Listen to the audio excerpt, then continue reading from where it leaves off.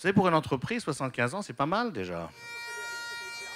Happy birthday, Crampouze! La marque bretonne Crampouze célèbre ses 75 ans d'existence. Génial. Et elle vient également de fêter avec tous ses salariés l'extension de son usine près de Quimper. Pour un industriel, il n'y a rien de plus agréable que inaugurer une nouvelle usine ou inaugurer une extension. Un agrandissement qui couronne le succès du produit phare de Crampouze, une crêpière qui ravit professionnels et particuliers. Depuis 5 ans, la marque bretonne a rejoint le groupe Seb et son activité prend de l'ampleur. Plancha, gaufrière et donc crêpière. Les chefs du monde entier apprécient la gamme Crampouze. Donc on en vend beaucoup, évidemment en France, mais dans toute l'Europe. On en vend aux États-Unis, on en vend au Moyen-Orient, on trouve notamment en Arabie Saoudite, etc.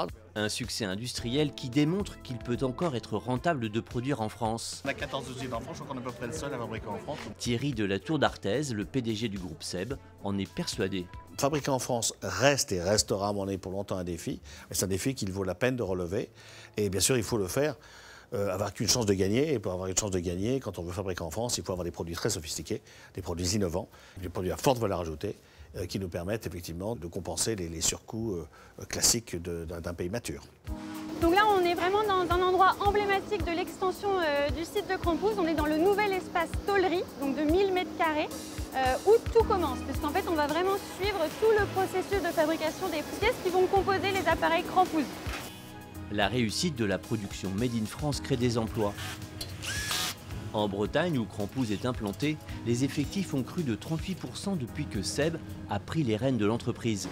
Alors, quand on coupe un ruban, quand on célèbre une extension d'usine, on sait qu'en même temps, bien sûr, c'est plus de salariés. Et donc, c'est bon pour l'emploi, donc c'est bon pour la France. Le groupe Seb n'a jamais renoncé à produire en France. C'est dans l'ADN de ce groupe qui compte 14 usines dans l'Hexagone. Un exemple pour tous ceux qui ont aujourd'hui l'ambition de réindustrialiser en France. Nous, la problématique n'est pas d'abord de penser réindustrialisation, mais de rester en France.